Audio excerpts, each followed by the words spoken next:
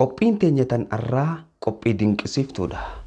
Maleeyikaa lamaanii fi sihirii intaloo fi adabbii laata dhiiroo seenaa maleeyikaa lamaan karaa dachii tanaa gabbuutee dhageessee jirta. Seenaa maleeyikaa lamaanii maal irraa beekta? Seenaan tun seenaa zamana dheeraa irratti mormiin guddoon gaggeeffamaa turte. Maleeyikaan lamaan karaa dachii tanaa gabbuute san laata dhiiroo sihiriidhaaf gabbu'ammoo maaliif gabbu'an? Ni khaframmoo hin khafarre waan ja'amurratti arraan tana kan waliin haasofnu ta'a. Daawwattootaa fi hordoftoota warri chaayinaala keenyaaf haaraa taatan maatii chaayinaala kanaa taatanii qophiilee addaa dinqisiiftuu hordofuu hin dagatinaa. Karaa qophiin waliin deema. Intala Rabbiin bareechee uumee fi eela Baabil seenaa isaanii maleeyikaadhaa wajjin kan dubbannu ta'a arraan tana. Maleeyikaan lamaan Haaruutii fi Maaruut eega Nabiyyallaa Suleymaan alayhi salaam addunyaa irraa karaa Rabbii deeman booda karaa dachii buufaman. Maali laata dhiiroo sababni isaan karaa dachii tanaa buufamuun isaaniif hayyamamteef? Kitaabawwan samii irraa buufaman keessatti ni dubbatama. Kitaaba akka gartee kitaaba Yahudaatii fi akkasuma kitaaba Islaamaatii fi akkasuma kitaaba gartee ummata kiristaanaa keessattis wanni maleeyikaa lamaaniitu ni dubbatama. Kitaaba Yahudaa keessatti yoo kan laallu ta'e kitaaba Talmuud jedhamu fuula Midraash jedhamu irratti waa'ee maleeyikaa kanaa dubbatee jira. Maqaan isaanii kitaaba san keessatti Sham'azaayii fi Azaa'il jedhama yookaanuu Azaaziil jedhama. Laata dhiiroo kitaabni kunoo haala kamiin irraa dubbachuu deema? Kitaaba Yahudaa keessatti Talmuud kitaaba jedhamu keessatti riwaayaa Talmuud jedhamtu keessatti riwaayaan tun hedduu irraa dubbatti. Riwaayaa tanaan ulamaa'in Islaamaa tan irratti waliigaltus ni jirti. Riwaayaan tun ni taate jechuudhaan intaloo bareedduu maqaan isii Asteer jedhamtu tan yeroo saniif ganda san keessatti jiraachaa turteetu jira. Kitaaba Talmuud keessatti intaloo maqaan isii Asteer jedhamtutu jira. Intaloon tun bareedinni isii bareedina hongagee. Intaloo haalaan bareeddu tan yeroo san keessatti namni hundinuu osoo isii qabaatee barbaadu. Maqaan isii Asteer jedhama. Asteer maqaan jedhamu kun biyya Itoophiyaa keessatti hedduu beekama. Maqaa kana baafachuudhaan beekatan. Maqaan kun taariika Itoophiyaa keessa yoo deebinee ilaallu Itoophiyaan ozoonii fi amantii kiristaanaatii fi amantiin Islaamaa Itoophiyaa keessa hin seenin dura Rabbii Asteer jedhamu faadha gabbaruu turan ummanni Itoophiyaadhaa jechuu. Eega amantiin kiristaanaa seentee ta Islaamummaatis xiqqoo booda seente booda maqaan kun akka taariikaatti hafee namni babbaafachuu eegale. Alaa kulli haal guutumatti seenaa Itoophiyaatii fi kanarraa haasa'uun deemnu arraan tana maleeyikaa lamaan ardii irratti gabbuute tan kitaaba Talmuud jedhamu keessatti dubbatame. Kitaaba Yahudaa keessatti seenaa ajaa'ibaatiin dubbatame. Sanirraa hin xiqqoo isinii tuquu fadha. Intala Asteer jedhamtu tana tan bareedinni isii hongagee maal goote laata dhiiroo maleeyikaa tana? Intala tana maqaan isii afaan Arabaatiin Az-Zuhra jedhama. Maqaa Az-Zuhra jedhamu kana faana qabaana jala deemaa gad hin dhiisinaa isiniifin fida. Booda irratti waan isiniif galuutu jira. Afaan Yahudaatiin yookaan kitaaba Yahudaa keessatti Asteer jedhamteeti dubbatamte. Afaan Arabaatiin ammoo Az-Zuhra, afaan keenyaan Zahraa jedhamteeti dubbatamte. Maqaa kana booda kan walii yaadannu ta'a gad hin dhiisinaa. Kitaaba Yahudaa keessatti ni dubbatama akka murni maleeyikaadhaa waa nama barsiisuudhaaf karaa dachii tana gad dhufan. Isaan keessaa maleeyikaalee maqaan isaanii jedhamu. Safar Akhnukh tokkoffaa irratti kana jechuudhaan dubbata. Maleeyikaan Azaaziil jedhamu meeshaa lolaatii fi meeshaa sibiilaa nama barsiisuudhaaf karaa dachii tana dhufe jedhaniiti yaadan. Akkasumatti maleeyikaan Sham'azaayii jedhamu akkaataa ruuhaaniyyii badduu itti ofirraa baasan nama barsiisuudhaaf karaa dachii tana dhufe jedhaniiti yaadan. Akkasumatti maleeyikaan Araaroos akkaataa itti sihirii godhan nama barsiisuudhaaf bu'e jedhaniiti yaadan. Akkasumatti Baraakiilii fi Kookaabiil fi Saqaa'il maleeyikaaleen jedhamtu, Saamuweel maleeyikaaleen jedhamtuu fi Saamuweel maleeyikaaleen jedhamtuu fi Sirbiil akkaataa burujaa nama barsiisuudhaaf karaa dachii tana dhufan jedhaniiti dubbatan. Islaamummaa keessatti olaata dhiiroo wanni kana jedhamu ni jira. رب سبحانه وتعالى سورة البقرة خيسة دبته كنجا بسم الله الرحمن الرحيم واتبعوا ما تتلو الشياطين على ملك سليمان وما كفر سليمان ولكن الشياطين كفروا يعلمون الناس السحر وما أنزل على الملكين ببابل هاروت وماروت وما يعلمان من أحد حتى يقولا إنما نحن فتنة فلا تكفر فيتعلمون منهما ما يفرقون به بين المرء وزوجه وما هم بضارين به من أحد إلا بإذن الله إيغا نبي الله سليمان أكبسة بودا شيطانني ألبهودان خرسمي وام ملائكان جتو لغي فتشودان قد بئي أمة سيري دلقو خانتي وان غري غري همو إيغا أتاتو غرو شيطانون نخون وان لغيان سني في جتشا آصف ابن برخيا نمتج جانين آصف ابن برخيا نمتج جانين كن عالم قدابي كما يرو صنيتي كان قافا نبي الله سليمان من يأتيني بعرش هاجي عرشي بالكيسا إن يتنافذ جنان آصف ابن برخيا نمتج جانين كني أنا آتيك به قبل يرتد إليك طرفك جئين سبحان الله أنا تصيفي دا فلسطين إرى إلى هنگا يمن إرى إلى هنگا فلسطين هنگا لبسو إجاتين سيفي دا جئين نمتشكم مكان إسا عالم بيكما رجل عنده علم الكتاب جانين إني خن آصف ابن برخيا جأم شيطانني جتش آصف ابن برخياتي ولي دبلتني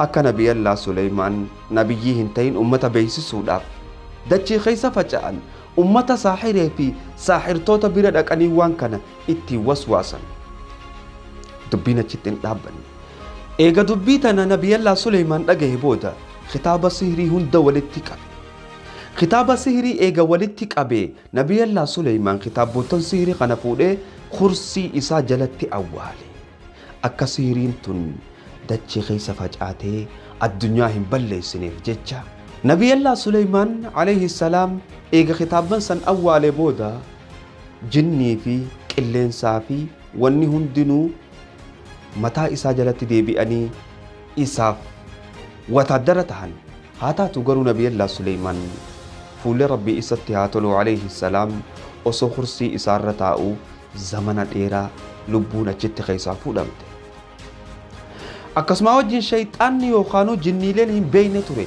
أكا نبي الله سليمان أردي راخر ربي إسا قدال إيغا نبي الله سليمان دعوه بتنبودا شيطاني وفي دعوه إسا أقران نما صالحا وهي فكاتي أمتا خيستي للبو إيغالي مال جتشودان نبي الله سليمان نبيين توري ساحري توري نما سحري قولو توكو توري جتشودان أمتاتي للبو جلقبي أمني ندقى فتي خرا دبي قربا خنا قربي شيطان تتشخنا خرا دبي شيطان خنا ندقى فتي يوني فينان أمني ديما خرسي إسا جلق لا جئين شيطان نقول دبي أجائبات هقا خرسي نبي الله سليمان جلق وطني لالا خطاب بوتن سهري هندي أتجلتنا خطاب خنا الرالا التي النبي ليسنين جتشو توري جئين شيطاني أمني بني إسرائيل شيطانا ندقومسي شيطانا ندقومسو الأوجين ربي سبحانه وتعالى سهري في معجزان بيوما الدبيسي سوفجتشا ملايكا لمانتنا فلاتي خرابابل إرك ملايكا لمانتون إيغا خرابابل لفته مال قدو إيغالته لا تديرو ملايكا لمانتون إيغا خرابابل لفته سهري نما برسيسو إيغالن سهري واني إسان نما برسيساني فمين يفصونتين أمتاف الدباسو لافي أكا سهري في معجزان نبي الله سليمان تكاين تورين تنا أدنا ما باسو لاف جتشا سحري برسيسان هون قد سحري قان إسان نما برسيسان مال توري سيفايمو وان جارسا في جارتي اتي الدباسان سانو فدي ربيتي مليهن تاتو دبي أجائباتي انتلتي أستير جامتتون تن هون غبريدنا جيسي يروسن كيستي galgala wani raatee tokko bareedina isiitii wajjin fuulli isiini ifani tolti malaayikaa lamaanitti dhufte kitaaba yahudaa keessatti kana jechuudhaan dubbata dhagaysiifiin hima hoggaa malaayikaa lamaanitti dhufte ilmoo daa'ima xiqqoo takkaan if jala deemuu turte ملايكا لمن نقافت ما اسم الله الأعظم خان اسن خرا ربيتين ألباتا سن مقاتك جانيتي ملايكانتون خرا ربي ألبهو ترتي هقا مقاسا جان ألبهن مقاسا نبرسي ساهي جتين لكي سنبرسيفنو جاني ملايكان لبوتي أفنو خني يوخانو نوجن چيسي أكوان جاني جئت دبت خطابنا يهودا دا خطابة تلميذ غيستي تلمود غيستي إيغا علماء غري تيس خنرت خولي قال نجرا ابن عباس رضي الله عنه أكمل إيكالين لمن سهري نما برسي سلوفا دبتي تجرا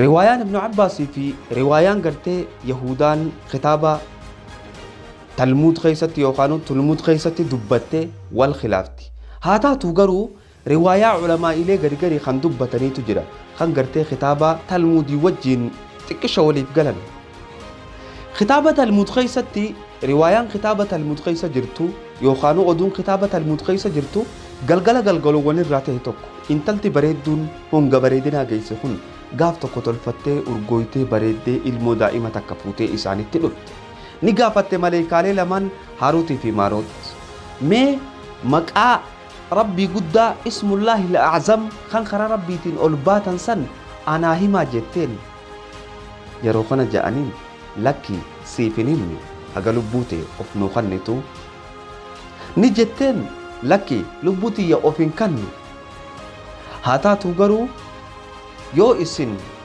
ilmootana ajjeeftan yoo isin sanama gabbartan lubbuutiyya ofiin isinii kannaa isinis maqaanaaf himtan laa jettee maleekaan sanama hin gabbarru haya mucaa ajjeesi laa mucaa hin ajjeefnu yeroo kana filannaa hedduu kanniteef intalti asteer ja'amtu tun yookaanuu zuhraa ja'amtu tun maleekaa lamaaniif akka kitaaba talmud keessa dubbatamutti haa taatu boodarratti eega ilmoon ajjeefne haya farshoo dhugaa lubbuutiyye isiniitiin of kannaa jetteen okkee waliin ja'an maleekaaleen lamaan hayye farshoon irra gabaabduu wahiiti haa dhuynu waliin ja'an maleekaaleen tun hoggaa karadachii gabbuufamtu feffeeteen ilma namaa hundi isaanirratti fi'amteeti gabbuufamte quba qabaaddaa takkittii tana haa taatu garuu eega farshoo hayyaman booda maleekaaleen lamaan farshoo dhuganii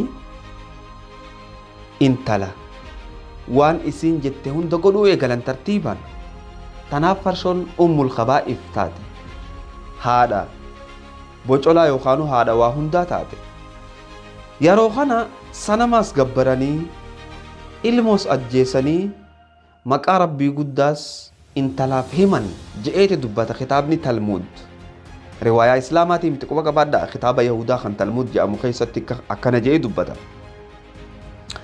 eegasi gariin ulamaa'ii islaamaatis kan kitaaba talmud kana wajji walii galanni jira garuu maaliin irraa maqan maleekaaleen lamaan intala tanatti zinaa hin dalayne kitaaba talmud keessatti zinaa dalayde je'eeti dubbata walciyaadu billah subhaanallah maleekaa waan akkasii irraa qulqulluudha maleekaan lamaan haaruutii fi maaruut eega maqaa rabbii guddichatti oliin bahan san asteerii fi manbooda karaa rabbii ol ba'uudhaaf bakka dhaqanii irraa ol ba'an san dhaqanii dhaabbatanii maqaa rabbii ja'an maqaa rabbii eega ja'an booda ol bahuu dadhaban jetti riwaayaan talmud keessa jirtu eega ol bahuu dadhabanii nabiyallaa idriis magantaa rabbii nuu gaafadhu ja'aniin rabbi magantaa gaafateef gariin riwaayaa islaamaatii fi gariin riwaayaa kitaaba talmud keessa jirtu akka ja'anii dubbatanitti intalti asteer ja'amtu tun eega maqaa rabbii guddaa san maleekaa lamaan irraa baratte booda maqaa rabbii san jettee ol kaate isii ol deemaa jirtu walakkatti rabbiin pilaaneetii yookaanuu urjii zaharaa ja'amtutti isii jijjiire urjii zaharaa ja'amtu namni wallaaluun jiru urjii zaharaa ja'amtu tan namni hundi beekutti isii jijjiire ja'aniiti dubbatan haa taatu garuu maleekonni lamaan eega maqaa rabbii sanni janna ja'anii dhufan ni wallaalan yookaanuu ja'anii isaaniif dalaguu dide nabiyallaa idriisiin magantaa rabbiin nu dhaqe ja'aniin nabiyallaa idriis magantaa rabbi gaafatee fi eegasii maal godhan laata dhiiroo. Nabiyallaa Idris filannaa isaaniif kanne qixaaxa duniyaati barbaadammoo adabbii duniyaati barbaadammoo adabbii aakhiraati barbaadan je'een adabbii duniyaati barbaannaa je'anii laata dhiiroo adabbiin isaanii too akkam ta'uudhaaf teessi. Wanni hedduu nama ajaa'ibsiisaa adabbii isaaniiti. Eela Baabil ja'amu eela biyya Baabil keessa jiru eela haalaan dheeraadhaa kan aarri addunyaa tanaa hundichitti walitti qabamu. Kana keessatti miilli isaanii ol garagalee mataan isaanii bishaanitti gaggaragalee ilaa hanga guyyaa qiyaamaa hidhaa jiran ja'aniitu dubbatan. Waan hedduu nama ajaa'ibsiisu. Bishaanni dhuyne yoo ja'anis bishaan dhuguu hin dandeenye sansalata ajaa'ibaatiin hidhaman. Malaayikaan bishaanitti haajamti yoo kan jettu taate malaayikaan lamaan tun waan namni fadhu hunda rabbiin isaanirratti uumeeti gabbuuse yookaan isaanirratti fi'eeti gabbuuse. Karaa amantii kiristaanaa haa dhufnu. Amantiin kiristaanaa laata dhiiroo waan kanarraa dubbatteeti jirti. Addis Kidaan kitaaba jedhamu keessatti waa xiqqoorraa dubbatteeti bira qottee jirti. Amantiilee biraa keessattis wanni kun hedduu dubbatameeti jira. Armaaniyaa fi kitaaba Hinduu keessattis dubbatameeti jira. Kitaaba Hindii keessattis dubbatameeti jira. Kitaaba maqaan isaa Mahabharaataa jedhamu keessatti waa'ee malaayikaalee lamaanii kana dubbateeti jira. Akkam je'eeti dubbate laata dhiiroo. Kitaabni Hinduu kun afaan Sanskiriitiin barreeffame. Afaan kitaabni Hinduudhaa kan dur ittiin barreeffamu jechuudha. Ni dubbata. Kitaaba kana keessatti ruuheen lama jiraachuu. Ruuheen lamaan tun seendii fi abseendi jedhamti. Ruuheen lamaan tun seendi fi abseendi jedhamti. Rabbi gabbaruu isaanirraa kan kaate ruuheen lamaan tun Rabbiin dachii fi samii isaanitti kanne ja'a. Dachii fi samii eega isaanitti kanne booda intaloo ajaa'ibaa takkaatu isaanitti dhufe. Intaloo tun maqaan isii eenyu jedhamti laata dhiiroo beeytu. Intaloo maqaan isii Tulutmaa jedhamtuutu isaanitti dhufe. Intaloon tun haalan bareeddi. Huural Ayniis ni jedhamti kitaaba san keessatti. Yeroo isaan kanatti dhuftu irratti walolanii tokko ajjeese. Rabbiin mootummaa isaa isaanirraa deeffachuuf jecha intaloo san isaaniif uumes ni jedhan wal'iyaadu billah. Seenaan malaayikaa lamaanii seenaa dheertuudha. Yoo murnatti goone malee hedduu nama dhiba. Tanaaf insha Allahu ta'ala seenaa isaanii yoo ka isinitti tolu taate akkaan murna lamadaatti godhee isiniif fiduuf qophii biraa irratti akkana eeggattan abdiin isin. Seenaan malaayikaalee lamaanii seenaa dheertuudha. Waan viidiyoo tana keessatti dubbannee fixuu dandeenyu miti. Akkaan isiniif fixoo barbaaddan komentii jalatti eenuu fixi ja'a kutaa lammaffaa akka goonuuf jecha haga qophii biraatiin walitti deebinutti assalaamu alaykum wa rahmatullaahi wa barakaatu.